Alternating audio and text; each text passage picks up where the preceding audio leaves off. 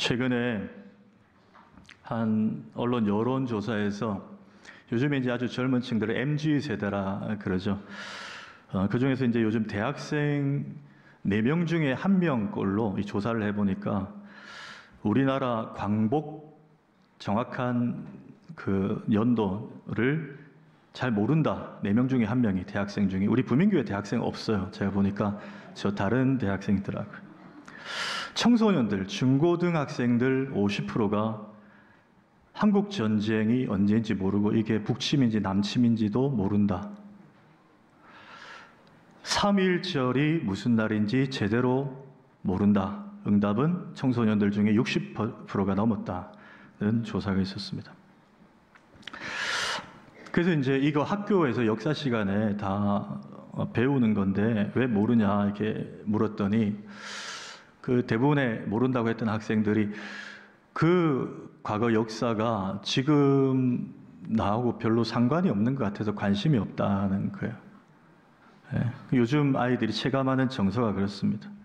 그런 과거 역사들이 지금 내가 살아가는 이 현재와 무슨 상관이 있냐 이런 마음 때문에 뭐 배우긴 했어도 그냥 기억도 없고 관심이 없다는 거예요. 제가 이 기사를 보면서 오늘 설교의 모티브를 얻었습니다.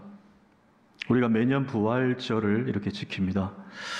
근데 이 부활절을 지키면서 다시 한번 생각해 봐야 되는 것이 바로 이 대목입니다. 2000년 전 이스라엘에서 죽으시고 부활하신 예수님의 그 부활 사건이 지금 대한민국을 사는 현재 우리와 무슨 상관이 있느냐. 우리는 그 부활을 나에게 어떤 부활로 믿고 누리며 살고 있는가 하는 것입니다.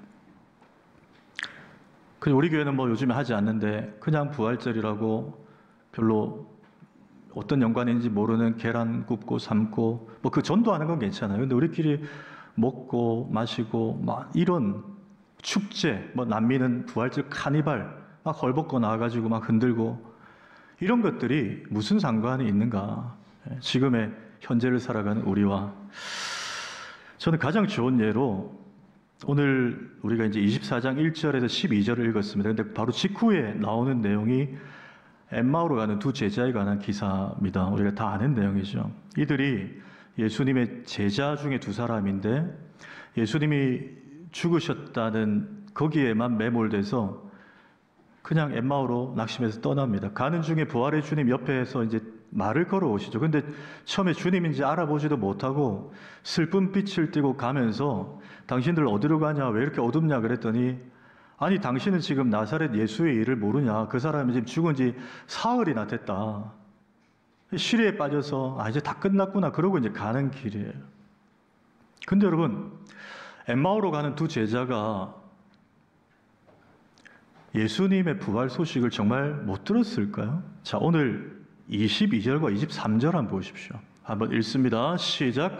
또한 우리 중에 어떤 여자들이 우리로 놀라게 하였으니 이는 그들이 새벽에 무덤에 갔다가 그의 시체는 보지 못하고 와서 그가 살아나셨다 하는 천사들의 나타남을 보았다 함이라. 예.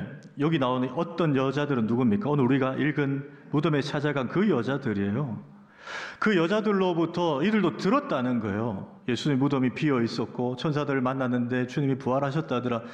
들었는데도 이들은 아직 예수가 죽은 지 사흘째라는 여기에 매몰돼서 슬픈 빛을 띠고 이제 다 끝났구나. 우리가 그렇게 기대하고 희망을 걸었던 그 예수 그리스도는 우리의 왕이 아니었구나. 그러고 이제 가는 거예요. 여러분 뭘 보여줍니까?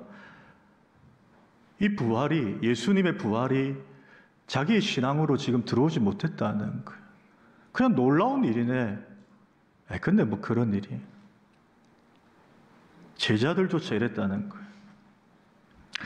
여러분 이 시대에 적지 않은 교인들이 예수님을 아직 무덤에 가둬놓고 믿고 있습니다. 무슨 말이냐면 어떤 학자가 이랬어요. 한국 교회는 3, 4월만 되면 40대 1의 신앙에 빠져 있다. 여러분 이게 무슨 말인지 아시겠어요? 이 수치를 아시겠습니까? 40은 뭘까요? 우리는 지키지 않지만 사순절, 그렇죠? 그리스도의 죽음에 대해서는 40일 동안 묵상하고 뭐 금식독 이렇게 하는데 뭐 그게 나쁘다는 거 아니에요. 근데 부활절은 그냥 딱 하루 뭐 그러고 그냥 넘어간다는 거예요. 이걸 지적한 것입니다. 오늘 본문은 뭐라고 합니까? 그가 무덤 여기에 계시지 않고 살아나셨느니라 그랬어요. 우리 포커스를 어디로 맞추라는 것입니까? 살아나셨느니라. 근데 적지 않은 교인들이 예수님을 아직 무덤에 가둬놓고 이 신앙을 보면 안다는 거예요.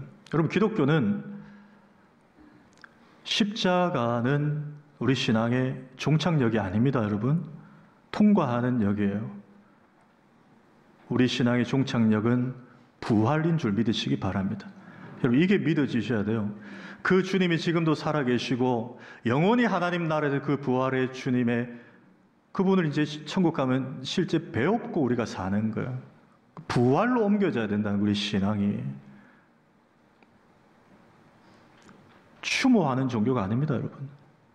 예수님의 죽으심만 기억하고 거기에 머물러 있는 종교가 기독교가 아니라는 거예요. 여러분, 고린도 교회를 아시죠? 고린도 교회는 교우들 다수가 굉장히 스마트하고 지적인 사람들이 많았습니다. 왜냐하면 당시에 헬라 철학의 영향을 받았기 때문에 그렇습니다. 문학, 역사, 철학에 굉장히 수준 이상의 교육을 받은 이들이 많았습니다. 우리 흔히 하는 말로 내가 낸데 이러는 좀 많이 배운 사람들이 많았다는 거예요. 자, 그러다 보니까 이 말씀이 제대로 들어가지 않는 청중들이 있었습니다. 그러니까 말씀을 전하면 왜곡하고 이제 따지는 거예요. 이게 논리와 이성우를 가지고 따지는 것입니다. 가령 이런 것이죠. 우리가 예수가 가르친 그 설교 메시지는 좋다, 인정한다, 훌륭하다.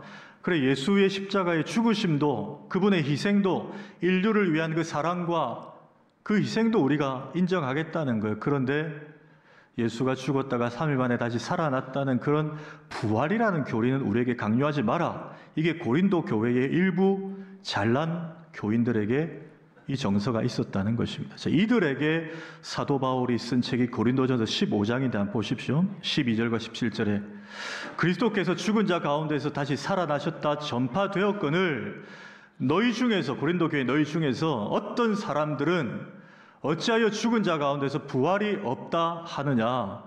그리스도께서 다시 살아나신 일이 없으면 너희 믿음도 헛되다 그랬습니다. 예수 그리스도의 십자가 죽으심만 믿으면 그 믿음이 온전한 믿음이 아니라는 거예요. 여러분, 노골적으로 말하면 십자가와 부활까지 믿는 것이 여러분 완전한 복음이요 완전한 믿음인 줄 믿으시기를 축복합니다. 바울이 지금 그 말씀을 하고 있는 거예요. 우리 교회는 매주일 2시 30분에 지하 2층 스리랑카 형제들의 예배실에 가면 그들이 그곳에서 이제 예배를 드립니다. 여러분 아시죠?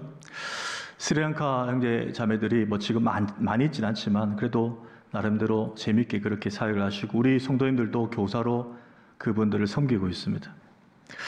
여러분, 그 스리랑카라는 나라를 모르는 분은 없을 것 같은데 스리랑카의 원래 이름이 뭔지 아십니까? 실론입니다. 실론. 여러분, 그 실론티라는 음료 아세요? 저 음료 아세요? 청년부 아세요? 몸에 안 좋아서 안 먹어요? 먹어봤어요? 네, 실론티입니다. 저게 스리랑카의 어떤 그 잎차를 가지고 만들어서 이제 이게 우리나라에 퍼진 그 음료예요. 제가 이제 여행 많이 다닐 수 없지만 해외에 대한 어떤 여행 다큐 이런 걸 좀 잘 보는데 최근에 그 톡파원이라는 프로그램을 보니까 여러 현지에 사는 사람들이 직접 취재를 해서 그 나라 정보를 알려주는 그런 프로그램이에요. 그걸 보다가 스리랑카에 대한 그 내용들이 나왔습니다. 우리 교회 스리랑카 형제들이 있기 때문에 저도 이제 이렇게 한번 유심히 봤는데 스리랑카에는 유네스코와 기네스북에 등재된 세계 3대 불교의 사찰 중에 하나가 있습니다. 그게 바로 불치사라는 절인데요. 저 사람 뒤에 보이는 저 절이에요. 그 불치사가 부처님 불, 그다음 치아치, 부처님의 이제 쉽게 말해 이빨, 치아가 보관된 절이에요. 저게 세계 3대 절 중에 하나, 불치사입니다. 여기에 전 세계 관광객들이 엄청나게 저 스리랑카 쪽에 이제 몰리는데, 저 이빨을, 부처님의 이빨을 보려고 새벽부터 저 오픈런이라 그러죠. 저 보십시오. 줄을 쫙 서 있어요. 아이폰 지금 15까지 나왔나요? 아니 16 나온다 그러면 그 아이폰 좋아하는 사람들은 그 매장에 새벽부터 텐트 쳐놓고 줄 서는 것처럼 저렇게 부처님 이빨 보려고 저렇게 이제 전 세계 관광객들 불자들이 서 있는 거예요. 근데 제대로 보지도 못합니다. 딱 순서되면 한번 띄워주십시오. 3초. 1, 2, 3 하면 비켜줘야 돼. 이게 이제 룰이라는 거예요. 제가 더 보니까 실제 저 3초 동안도 부처님의 이빨을 보여주는 게 아니라 저 안에 있는 승려가 금으로 된 함에다가 이빨이 들어있고 그 함만 보여주는 거예요. 이빨을 못 봅니다. 그냥 함 딱 보여주고 이제 같이 간 사람에게 찍어라 그러고 하나, 둘, 셋 이러고 찍고 이제 지나가는 거예요. 이게 이제 불치사 코스입니다. 우리 부민교회 성도님들은 이게 얼마나, 저는 보면서 마음이 아팠어요, 사실. 여러분, 얼마나 이게 유치한지 아시겠죠? 부처님 이빨. 여러분, 아무 능력 없는 거 아시죠? 차라리 제 이빨을 보여드릴게요. 이미 그냥 죽은 사람이에요, 여러분. 그냥 사는 동안에 좀 특출난 메시지를 인류들에게 설파하고, 그건 인정합니다. 나름대로 훌륭한 삶을 사셨고, 사우디아라비아 메카에 가면 이슬람의 창시자 무하마드의 무덤이 있잖아요. 거기 1년에 500만 명의 무슬림들이 오는 거예요. 엄청난 돈을 법니다. 중국의 산둥성에 가면 공자의 무덤이 있어요. 거기도 마찬가지예요. 근데 여러분, 무덤이 있고 거기에 시신이 있고 이빨사리가 있다는 것은 이미 죽었다는 것이고, 여러분, 죽은 것은 아무 능력도 없습니다. 그저 추모의 대상일 뿐이에요. 그러나 여러분, 기억하십시오. 우리가 지금 믿고 이 시간 예배하는 예수 그리스도는 추모의 대상이 아닙니다. 그분은 무덤에 갇혀 계시지 않아요. 여기 계시지 않고 살아나셨느니라. 그 부활의 주님에게 우리의 신앙의 본질을 가지고 가셔야 돼요. 예수님이 아직 무덤에 계신 것처럼 늘 실망하고 부정적인 것에 사로잡혀 사시면 안 됩니다, 여러분. 그분은 살아나셨다는 거예요. 예수님께서 자신이 죽음을 죽이시고 살아나신 이 일을 그 반모섬에 유배에 갔다가 주님의 환상을 봤던 사도 요한에게 나타나서 이런 표현을 하시네. 한번 보십시오. 계시록 1장 17절에 나는 처음이요 마지막이니 알파와 오메가요 곧 살아있는 자라. 그 다음에 내가 전에 뭐라고요? 죽었었노라 그랬습니다. I was dead. 여러분, 세상에 어떤 사람이 저렇게 말할 수 있는 사람 있나요? 저 영어 표현이 여러분 일반 사람들에게 문법적으로 지금 맞는 겁니까? 누가 와가지고 내가 전에 죽었었어. 그러면 신고하셔야 돼요. 어디 데려가셔야 돼요. 여러분, 오직 예수님만이 저렇게 말씀하실 수 있는 줄 믿으시기 바랍니다. 내가 전에 죽었었노라. 그 부활의 주님이 나타나 요한에게 말씀하시는 거예요. 여러분, 그렇다면 오늘 부활절을 맞아서 오늘 말씀이 우리에게 이 부활절에 우리가 좀 회복해야 될 신앙의 본질이 뭔가 말씀하고 있는지 두 가지만 발견하고 적용하기 원합니다. 첫째는 순수한 믿음입니다. 순수한 믿음. 자, 6절과 9절 한번 보실까요? 제가 읽습니다. 여기 계시지 않고 살아나셨느니라. 천사들이 이제 그 여인들에게 한 말이죠. 그랬더니 그 여인들이 무덤에서 돌아가 이 모든 것을 11사도와 11사도는 가룟요단은 이미 자살했기 때문에 11제자를 가리킵니다. 11제자와 다른 모든 이에게 알리니 그랬습니다. 여러분, 이 6절과 9절을 통해 우리가 엿볼 수 있는 메시지가 뭡니까? 이 여인들에게서 굉장히 순수하지 않습니까? 천사들이 예수님 여기 계시지 않고 살아나셨어.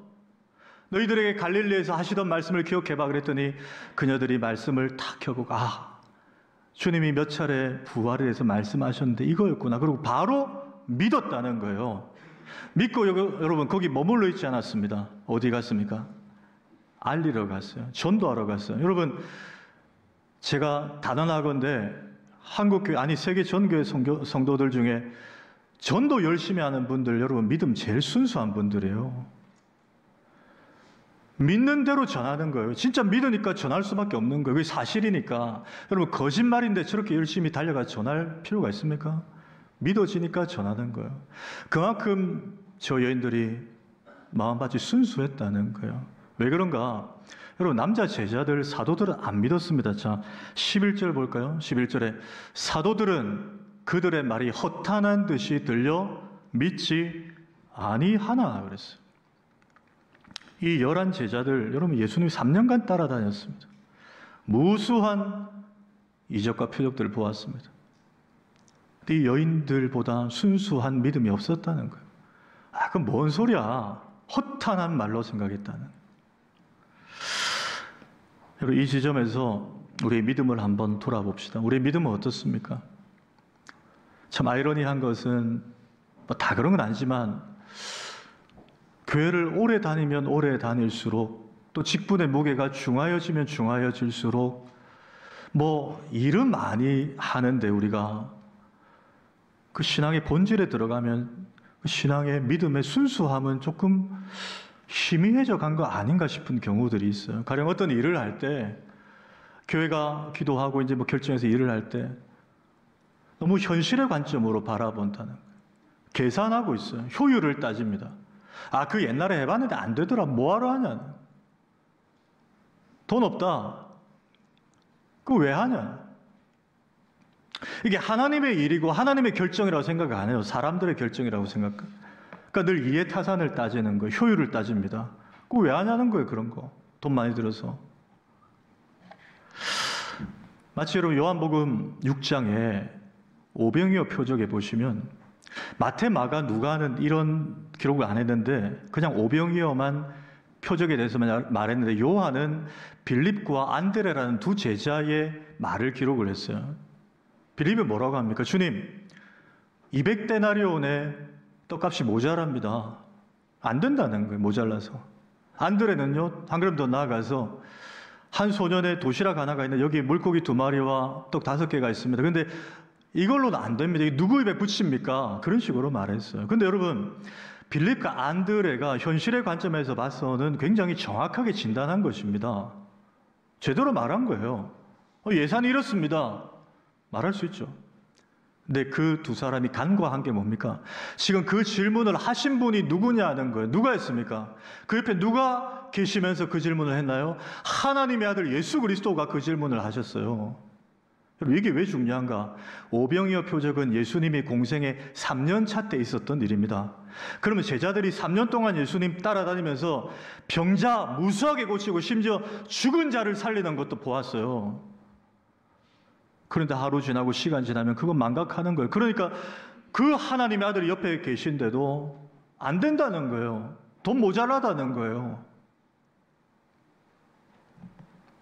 반면에 그리고 열왕기하 5장에 보면 아람의 왕 나아만 이야기가 있잖아요. 그가 나병에 걸렸어요. 그때 여러분 그 집에 전쟁 때 잡혀온 히브리 여자아이 하나가 있잖아요. 이름도 없어요. 근데 그 여자아이는 그 주인 나아만이 나병 든 걸 보고 저 이스라엘의 선지자 하나 얘기를 해주죠. 근데 그냥 소개만 해주지 않아요. 그 표현 한번 볼까요? 열왕기하 5장 3절 한번 보십시오. 그의 여주인에게 이르되 우리 주인이 사마리아에 계신 선지자 앞에 계셨으면 좋겠나이다. 그 다음에 같이 읽습니다. 시작. 그가 그 나병을 고치리이다. 여러분 간도 크죠. 이 여자아이가. 그냥 정보만 제공해줘도 됩니다. 여러분 나병이 무슨 무좀입니까? 못 고치면 어떻게 하라고요? 근데 이 여자아이의 마음속에 뭐가 있었어요? 그 선지자는 하나님의 선지자고 그분 만나면 하나님이 우리 주인을 고칠 거라는 확신이 차가지고 이 어린아이가, 이름도 없는 아이가, 직분도 없는 아이가 가보십시오. 그가 우리 주인의 병을 고칠 겁니다. 여러분 이게 여러분 진짜 믿음 아닌가요? 다 계산하고 다 따져가지고 하면 여러분 그게 통계지 어떻게 믿음입니까? 그건 수학이지 어떻게 신학이에요? 여러분 이게 진짜 믿음이에요. 여러분 우리 목회자들이, 설교자들이, 교육자들이 설교할 때 그냥 어른들 대상으로 설교 준비하고 설교할 때가 어려울까요? 어린 애들 대상으로 설교할 때가 어려울까요? 예. 이 어렵다는 표현이 이제 좀 어떤 관점이냐에 따라 다른데, 제가 지금 드리는 이 흐름에서는 애들이 어리면 어릴수록, 유치부나 초등 1, 2부처럼 어리면 어릴수록 설교 준비와 설교가 쉽지 않아요. 그 왜 그런가? 애들이 순수하거든요. 그래서 설교자들이 혹 설교하다 보면 실수를 하잖아요. 실수를 인물 이름을 잘못 말한다든지 몇 장을 잘못 말한. 근데 애들은 순수하기 때문에 틀리게 말해도 그냥 고지그대로 믿어요. 특히 더 어릴수록. 가령 제가 그 엘라 골짜기에서 골리앗과 다니엘이 싸웠다 그러면 유치부 애들 믿을 거예요. 아, 우리 성도님들은 아닌 거 아시잖아요. 그렇죠? 바울인 거 아시잖아요. 다윗인 거 아시잖아요. 제가 설교하다가 실수로 다윗이 사자굴에 들어갔대. 이러면 유치부 애들은 그냥 믿어요. 왜? 순수하거든요. 그냥 목사님이, 전도사님이 저를 설교하니까 그대로 믿는 거예요. 근데 어른들은 그냥 요새 목사님이 신경 쓸 때가 많아가지고 실수했나 보다. 다 어련히 그냥 이해를 하시잖아요. 애들은 그래요. 제가 이렇게 설교를 해도 어른들은 다 듣고 계시는 것 같아도 머리로 다른 생각하고 다음 주 목요일 날 2시에 이거 생각하고 있어요. 애들은 사부작 돼도 전도사님들, 강도사님 설교 다 듣고 있대요. 그만큼 애들이 순수하다는 거. 미국의 한 초등학교에서 선생님이 애들에게 숙제를 내줬어요. 너희들 현존하는 인물들 중에 제일 존경하는 인물과 그 이유를 써서 내일 가져와봐. 그때 애들이 그 다음날 써왔어요. 바락 오바마요, 오프라 윈프리요, 빌 게이츠요, 막 써왔어요. 근데 한 여자아이가 지저스 크라이스트를 써온 거예요. 그래서 선생님이 현존하는, 현재 살아있는 인물 중에 쓰라고 했잖아. 그랬더니 그 여자아이가 이렇게 말해요. 선생님, 예수 그리스도는 살아계신데요. 여러분 아멘이십니까? 여러분 그 아이의 그 순진한 믿음을 보십시오. 여러분 직장에서 누가 이런 질문 여러분 이렇게 하시겠어요? 잘 못하실 거예요. 왜? 내가 이렇게 말하면 저 사람들이 나를 어떻게 생각할까 봐 너무 많이 아니까. 우린 너무 많이 알아서. 어른들은 너무 많이 예측해서 잘 못해요. 용기가 안 나서. 근데 애들은 믿는 대로 말해요. 순수하니까. 그래서 예수님이 어린 아이와 같지 않으면 결단코 하나님 나라에 들어갈 수 없다고. 여러분, 교회 오래 다닌 거 자랑하지 마시고, 오래 다녀도 혹 내 믿음이 순수함을 잃지 않았나. 여러분, 이거 고민하시는 은혜가 이번 부활절에 우리 모두에게 임하기를 축복합니다. 한 걸음 더 나아가서 변함없는 사랑, 이걸 회복해라고 말씀하세요. 변함없는 사랑입니다. 자, 1절 한번 볼까요? 1절에 안식 후 첫날 새벽에 이 여자들이 그 준비한 향품을 가지고 무덤에 가서 그랬습니다. 잠깐 띄워놔 보십시오. 이 여인들이 왜 무덤에 갔다고요? 준비한 향품을 가지고 뭐 하려고요? 예수님 시신에 발라드리려고. 그렇죠? 근데 언제 갔다고요? 안식 후 첫날 새벽에 이렇게 되어 있습니다. 우리가 고난주간과 정사 예배 때 들었지만은 예수님 금요일 오전 9시에 십자가에 달리셔서 6시간 고초당하시다가 오후 3시경에 운명하셨어요. 여러분 유대인들은 안식일이 토요일이잖아요. 그렇죠? 토요일입니다. 그래서 금요일 날 저녁 해가 딱 지면 그때부터 금요일 밤 저녁부터 안식일이 시작돼요. 그리고 토요일 밤 지나고 그 다음날 해가 딱 떠야 안식일이 끝난 겁니다. 그게 유대인들의 안식일이고 그들이 안식일의 규례를 지켜야 되는 일정 기간이었어요. 그런데 지금 이 여인들이 안식 후 첫날 새벽에 이렇게 움직이기 시작했다는 것은 금요일 저녁부터 안식일 규례 때문에 일정 거리에 이동하면 안 되니까 못 간 거예요. 그리고 또 하나 향품을 가지고 가서 그걸 바르는 일도 안식일 규례에 위배가 되기 때문에 그것도 일이잖아요. 그렇죠? 못 하는 거예요. 그게 지금 기다린 겁니다. 기다린 거예요. 근데 이 부분을 마가복음이 병행구절에서 똑같이 설명해 조금 구체적으로 부연합니다. 마가복음 16장 1, 2절 한번 읽습니다. 시작. 안식일이 지남에 막달라 마리아와 야고보의 어머니 마리아와 또 살로메가 가서 예수께 바르기 위하여 향품을 사다 두었다가 안식 후 첫날 매우 일찍이 해 돋을 때에 그 무덤으로 가며, 그래서 잠깐 보십시오. 매우 일찍이 그랬습니다. 그러니까 이 여인들의 여러분 심정이 느껴지십니까? 안식일에는 이동할 수 없고 가서 향품 바르는 일을 못하니까 마음이 답답하고 너무 마음이 그런데 혹시 그 시간 동안에 아무것도 해드리지 못해도 예수님의 시체가 부패하는 거 아닌가, 이런 마음을 가지고 안식일이 끝날 때까지 기다리고 있었다는 거예요. 그래서 안식일이 딱 끝날 즈음에 아마 잠도 못 잤을 거예요. 매우 일찍이 그랬으니까. 딱 일어나서 그 다음에 이런 표현 보십시오. 해 돋을 때에, 마가만 표현합니다. 해 돋을 때에. 이게 여러분 어떤 의미가 담겨 있을까요? 여러분, 해는 어느 쪽에서 뜹니까? 이렇게 쉬운 질문을 하면 무슨 함정이 있을까봐 답을 안 하시는데, 해는 동쪽에서 뜨잖아요. 그렇죠? 예. 만국 공통이에요. 동쪽에서 떠요. 여러분, 부활절을 영어로 뭐라고 하는지 아세요? 뭐 부활이 영어로 뭐 레저렉션입니까? 레저렉션 데이 이럽니까? 안 합니다. 이스터라고 합니다. 여러분, 이스터가 어디서 나왔어요? 띄워보십시오. 이스트, 동쪽에서 나왔어요. 성경학자들이 이 부분을 깊이 묵상한 거예요. 이스트, 이스터, 동쪽을 앙망하며 기다리던 이들, 해 돋을 때를 기다리던 이들, 누굽니까? 이 여인들이에요. 마리아 외에 몇몇의 여인들. 여러분, 이들의 심정이 느껴지십니까? 안식일에는 꼼짝할 수 없어요. 규례를 범할 수 없어요. 근데 주님이 보고 싶어요. 너무 마음이 아파요.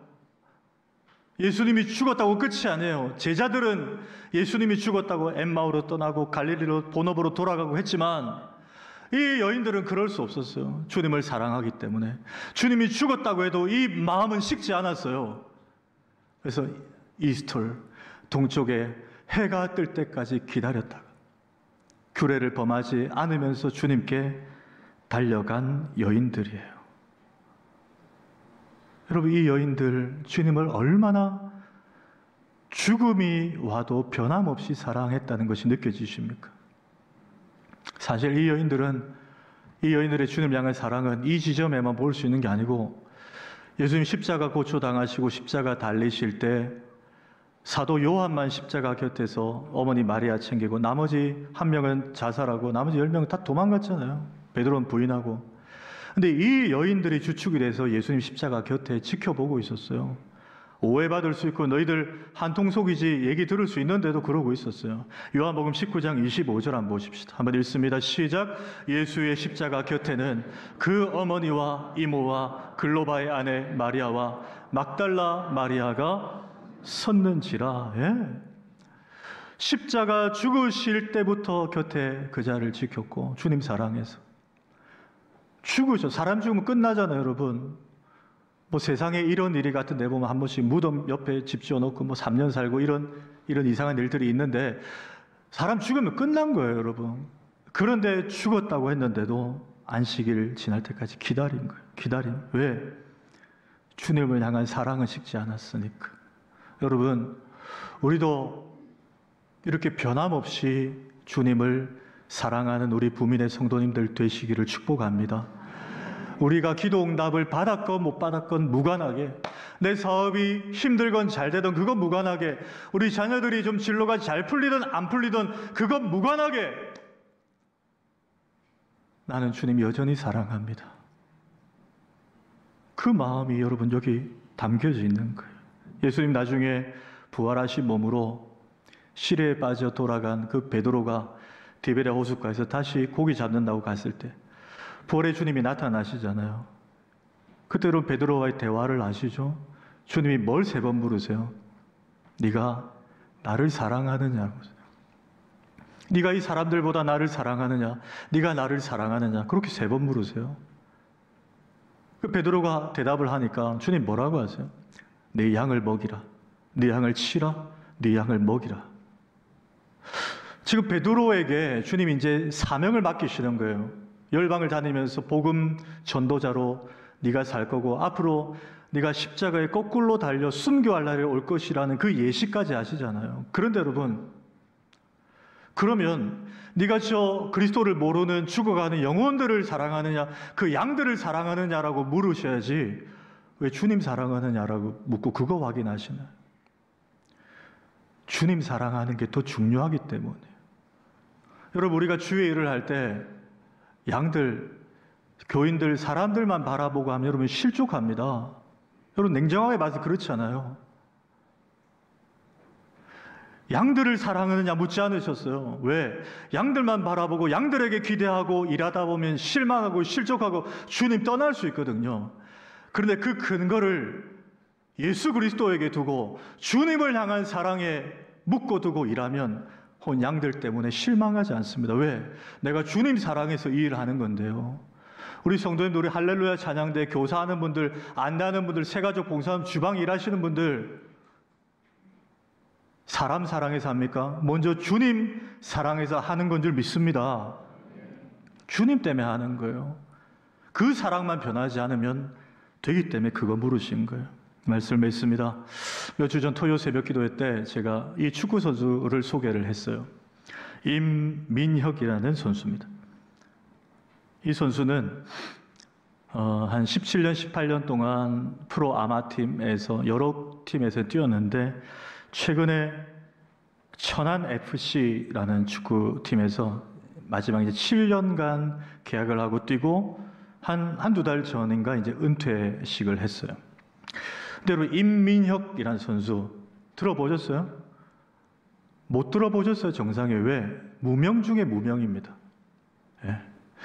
이 선수가 프로 아마팀에서 17년, 18년 뛰면서 여러분, 축구는 여러분 전후반 90분이거든요. 전후반 90분 풀타임으로 그것도 선발로 나가서 뛴 경기가 30경기밖에 안 되는 거예요. 17년 동안 프로 선수가 30경기를 풀타임으로 뛰었다. 여러분, 이건요, 후보 정도가 아니고 무명 중에 무명이었다는 거예요. 근데 이 선수가 최근에 구단의 배려로 이제 은퇴식을 했습니다. 그 운동장에서, 천안에서 했는데, 이게 스포츠 뉴스에 보도가 됐어요. 이렇게 이 선수 얘기를 해요. 저는 손흥민처럼 위대한 업적을 남긴 선수는 아니었지만 그래도 매 순간 정정당당하게 이 길을 걸어왔다는 자부심만은 있습니다. 저는 참 이 선수의 이 표현에 울컥했습니다. 뭉클했어요. 여러분, 얼마나 스트레스 같았겠습니까? 자기도 얼마나 이름을 날리고 싶고 A 대표팀에 뛰고 싶었겠어요. 그런데 마지막 순간에도 당당합니다. 저는 손흥민, 이강인, 김민재 이런 업적 훌륭한 선수 아닙니다. 그러나 감독이 자기를 부르는 그 경기 때는 매 순간 자기가 할 수 있는 것에 최선을 다해서 여기까지 했다는 그 17년간.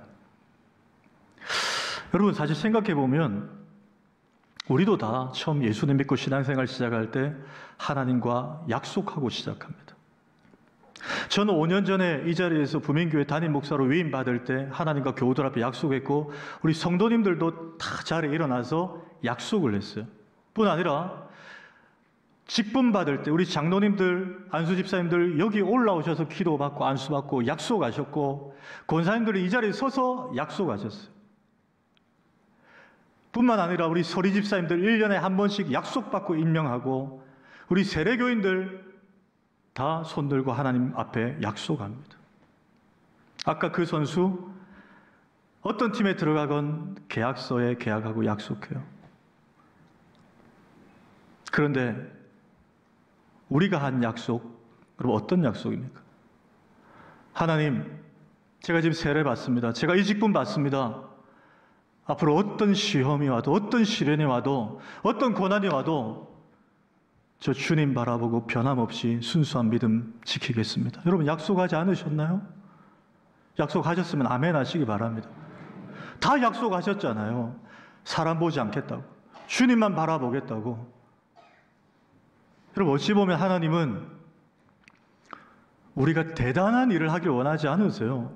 우리 부문교회가 엄청난 업적을 남기기를 원하지 않으십니다. 축구계의 손흥민, 신앙계의 손흥민 같은 인물들이 안 나와도 돼요. 하나님 우리에게 바라시는 건 아까 임민혁 선수 같은 거예요. 무명이어도 그저 주님 사랑하고 순수한 믿음, 변질되지 않고 지켜나가는 것. 여러분, 주님 마지막 날에 우리에게 이거 확인하실 거예요. 오늘 부활주일 그냥 막연한 기쁨, 주님 부활하셨다 이런 거 아니고 내 신앙 변질되진 않았는지, 나는 정말 하나님 말씀이 선포될 때 순수하게 믿음으로 받아들이고 있는지, 나는 주님만 변함없이 사랑하고 이 길을 걸어가고 있는지, 이거 확인하시고 남은 생에 부활의 주님과 밀착 동행하며 걸어가시는 우리 모두가 되기를 주의 이름으로 축원합니다.